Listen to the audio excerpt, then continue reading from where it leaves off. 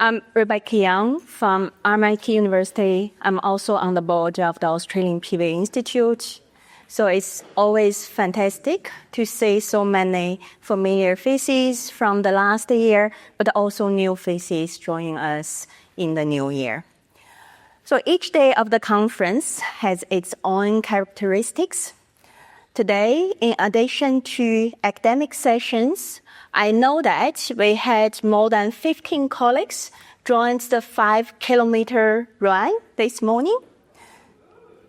Certainly, you're much fitter than I am. And we will host 8 industry workshops today. I believe all the industry professionals would join us shortly. I hope you would enjoy the discussion with the industry professionals and establish collaboration wherever suits. So it's my great honor to chair the plenary session this morning. Many colleagues in this room know that I have a building and construction background. The construction industry is notorious for its gender imbalance, especially in leadership.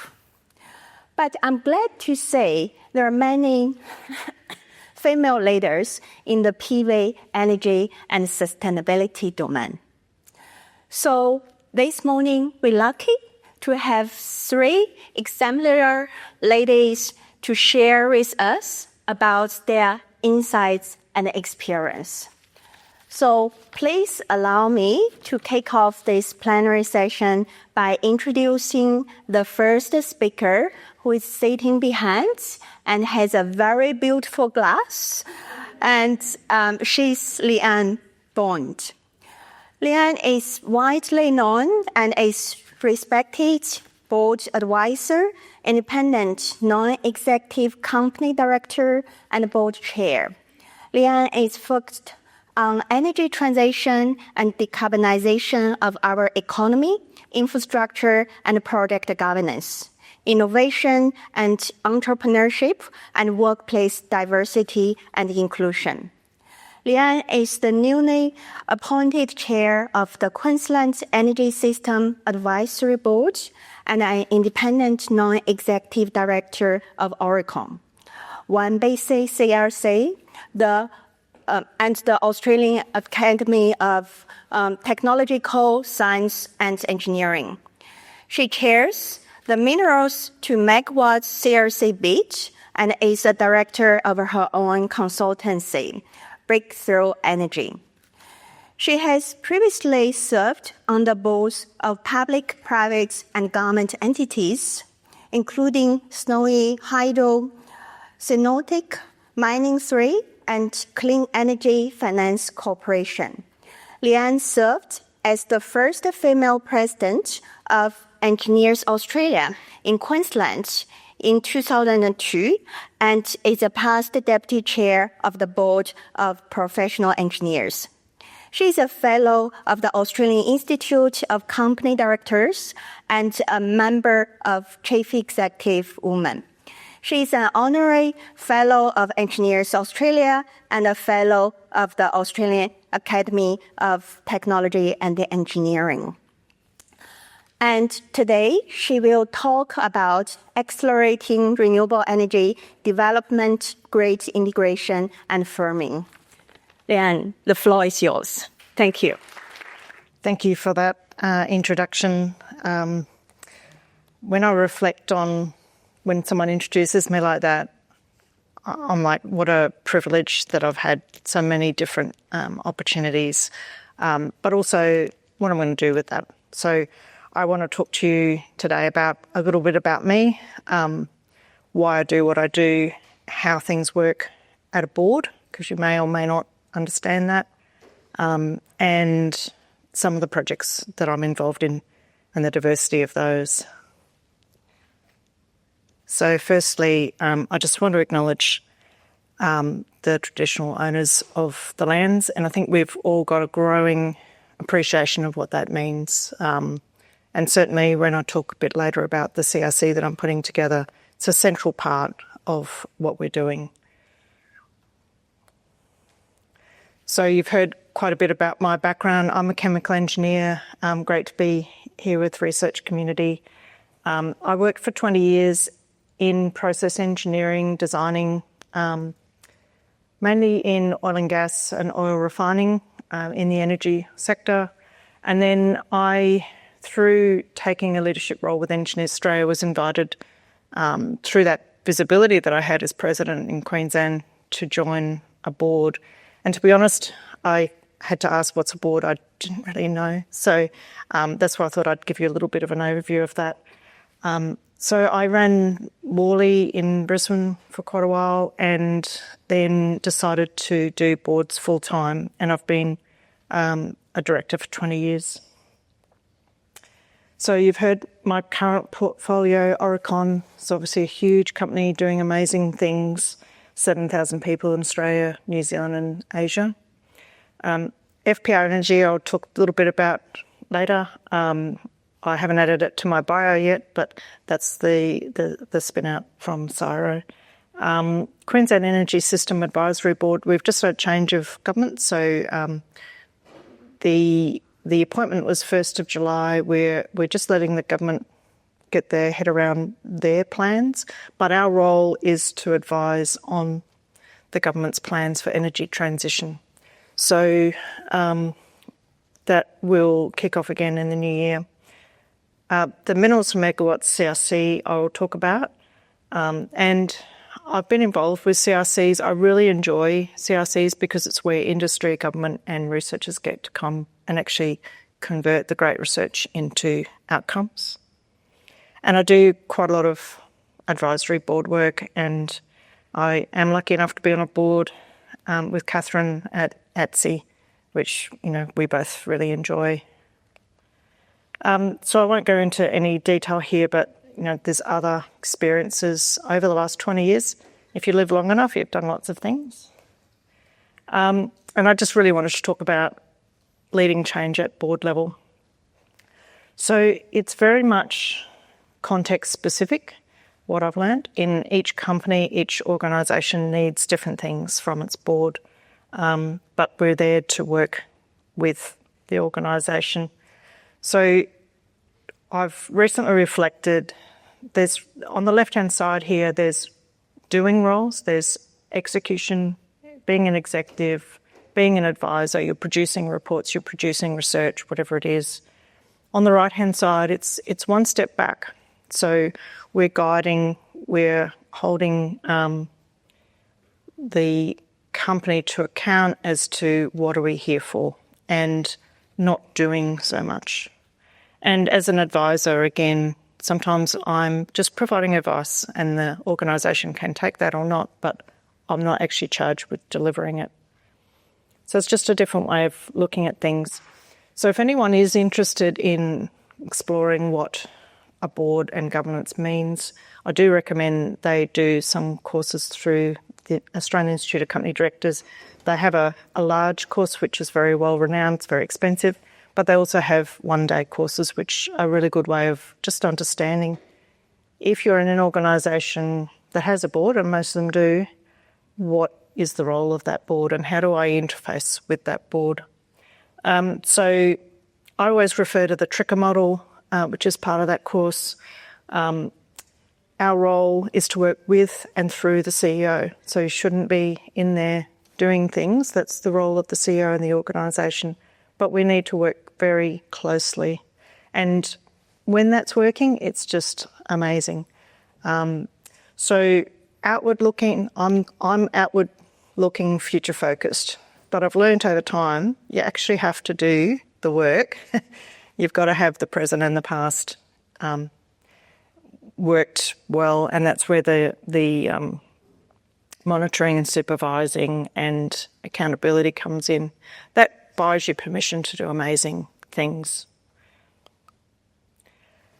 No one here would misunderstand the scale of the change that we have to execute with energy transition. And even this morning I heard opposition saying we have a bipartisan approach to decarbonisation. It's just the way we go about it. So that's a good step. we'll see where that goes. So I've thought about what is involved in a mega project, because I remember when we didn't have mega projects, we had major projects and they were $100 million and we thought they were pretty big. Now we've got routinely billion or over $1 billion projects. And so I'll put a few thoughts down. These slides will be available later, but the last one is something that's worth thinking about. Sometimes you're actually creating a new business. So it might be a project, but you've got to think about it as a business. You've got to put the organisation together. And that sometimes isn't thought about. The other big one is interface management. Multiple sites, multiple people doing different things. So I've just retired after 9 years on the board of Snowy Hydro. When I was appointed, I was just like, this is the best organisation to be involved in as an engineer. Beautiful assets, fantastic people, keeping the lights on for Australia. And it was, and I was thinking, we'll never be able to build this again. And guess what? We're actually adding to the scheme, actually adding to the plan that was produced 70 years ago. So it's not an easy thing to do, but it is going well, and it is a multi-year massive project, and not without its challenges, but the right team's there. And recently there was a project reset to really enable the team to work more collaboratively, considering how difficult some of the challenges were, to make the right decisions and not be thinking about the contract. I've recently retired from another company, which is a small listed company called Cinetec. I was the chair when we listed, so I went through that process from being a private company to a listed company, and have helped guide strategy in that 6 years that I was on the board. They have a product, their third attempt at launching a new technology, and it's really about integration of solar and batteries and making it work independent of fossil fuels. So that's the first application, which is replacing diesel generators on gas-field sites for Santos. So actually removing, there is no generator around the back, just in case. It actually is predictions of cloud cover for the solar, working with production requirements to ensure that the needs are met, and it's going extremely well. The new one, which is not in my bio, but it's all over LinkedIn at the moment, and where's Greg? Greg Wilson and Will down the back there. I'm very excited to be able to talk about it. There's amazing work, and I'll just run this video while I'm talking, that's been done in Newcastle at the ASTRI labs. I saw this on LinkedIn yesterday. I'm like, that's going in my talk. So we're all standing on the shoulders of giants. Every piece of research is moving us forward. I've been asked to come in as deputy chair of the company that will turn this into a commercial endeavour, and we've got amazing prospects. We've also got partners, so Osaka Gas, somewhere in the back there. So RFC Ambrian is a venture company that has pulled the deal together. Syro is a partner, and Osaka Gas. So this is testing sun-on at 1 megawatt scale, and we'll be building 30 to 50 megawatt scale as a stepping stone to bigger. Has that gone through twice? I think it has. So if you want to know more details, talk to one of the people that know more than I do. But it's very exciting. So this is going down it's based on a particle-based heat transfer medium, which falls through the light source. So you can see the light there. When I have visited site, Greg, it has been cloudy both times, so good to see it working. And you can see the back of the heliostats, which are those mirrors. So this is concentrated solar thermal has always been, isn't this amazing? We just need to be able to do this, but it's always been a bit out of reach with cost. So we're hoping the plan is this will be cost competitive with gas. And that is our challenge is to actually build the next scale. And higher temperatures and efficiency, reduce cost, extended energy storage, everyone knows there's a need for that medium storage, and improve safety. It's inherently ceramic particles, so very safe. And as I said, it's been validated to 800 degrees and can go to 1200. So how do we hasten the transition? So there's some examples of people doing great things. I posit that we need to build capability and work together. And so that's why I like CRCs and collaborations with researchers and learning from each other rather than independently moving together. So there's a report that's just been put out on I think it's 13 CRCs that are already doing things on decarbonisation, and it's probably most of them started before it was a term. And I've been involved in a few of those, so Mining 3, CRC Time. I'm on the board of one Basin, and I'm putting together a bid for a new CRC to develop a community like this. I just love this. This is the collaboration in action. So it's called Minerals to Megawatts, and building Australia's renewable energy technology industry. There's two components. One is enabling 2030, so Australia needs to transform its energy system, and there's some real research questions involved in that, particularly in integration. And building 2050, so allowing the development of these technologies that are coming together to actually get into the market. And we've got a team. This is just a few people of the team, but it's being driven from QUT with a collaboration of about 10 universities. There's a large group of industry companies. I think there's 48 putting in cash into their projects, and I think there's 80 in total, including TAFEs and QFES, so the Fire and Emergency Services, some very unusual participants because this is such a broad topic. So the policy ecosystem is there. We know that. It's amazing. Even this year, there's been so many announcements. The Future Made in Australia program, which has now been approved, is about building manufacturing and about net zero transition, so perfectly aligned.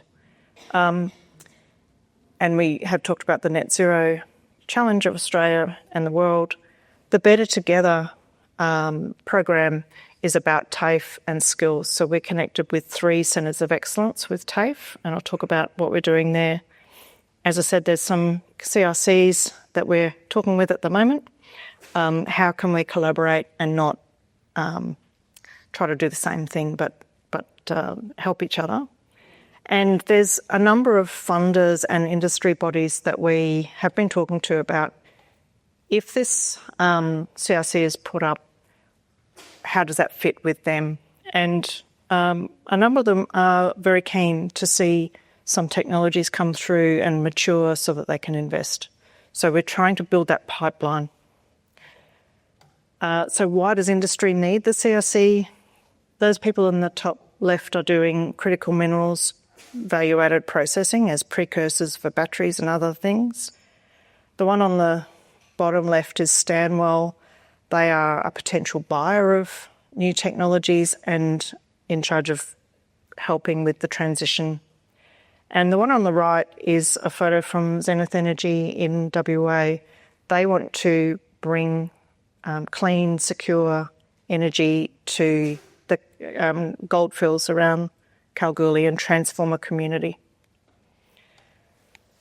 This is the value chain from minerals, materials, components, systems, deployers and recycling, and we've come to the view that we need all of that outside of our 3 research programs. But those 3 circles in the middle are very important: testing infrastructure, workforce development, and First Nations and community co-design. So it's a really exciting thing to be involved in with people around Australia, amazing opportunity. We have a central Indigenous work plan. We want to test, if we're going to test a system, let's test it in a community that needs a more secure system, and let's build skills and capability within that community. The education aspect involves not just the PhDs in the technology development stream, but also testing and trialling education for blue-collar skills to roll out in TAFE. So the TAFEs are the deployment as per the energy companies for the technologies. And of course we have a sophisticated governance model to allow all these 80 partners to have their say. I'll skip over that. And at the end of the day, these sort of collaborations can really make a difference. Without this, it's very hard for a small SME to get into the market. They don't know the customers. And for the researchers to know what are the right questions, what do we need to answer, what will make a difference. So we think there's $1.5 billion, and that's probably a low estimate of value to Australia if this is done. So hopefully we're successful and get the opportunity to build this over a 10-year period. It's an amazing opportunity. Finally, just don't forget about yourself. You're all trying to do things in pursuit of the challenge of bringing technology in or exploring questions. But I'm currently reinvesting myself doing an executive education course, and I'm really finding it good just to reflect and learn new things, be better at what I do. So I would encourage everyone to just reflect, maybe over summer, what they need to do. So thank you, and I'm available on LinkedIn if anyone wants to connect. Thank you, Leeanne. We open.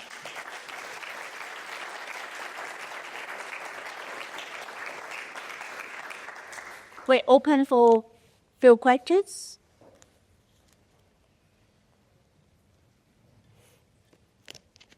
Yes, Renata. Thanks, Leeanne. Terrific presentation. Can you tell me who the university partners are?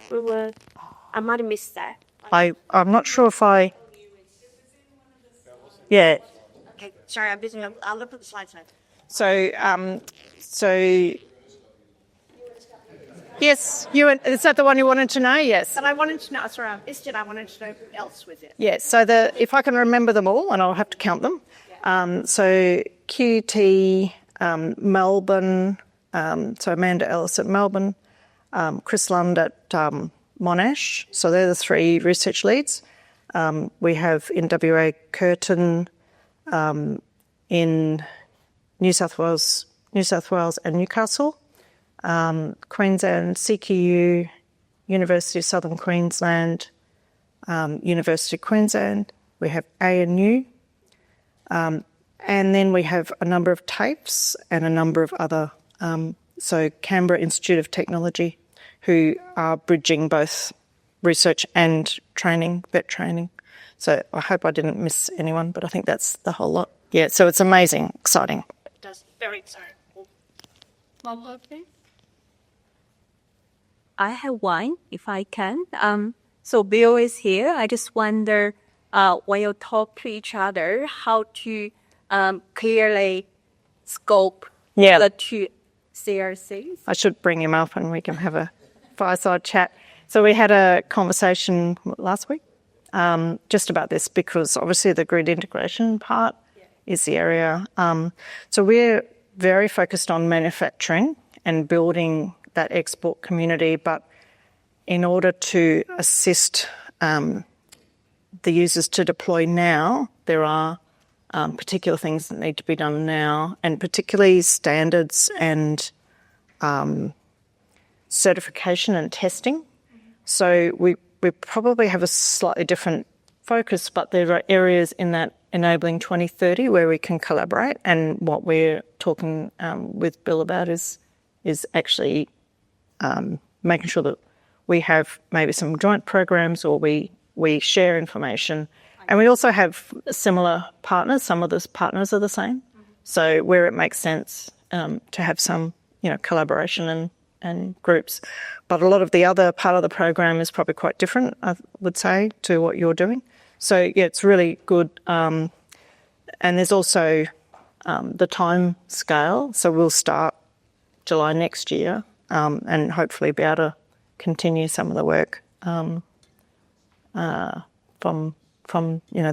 formal work as well. So we're working that through, aren't we? Very exciting opportunity to be able to work with research that's already underway. That's great.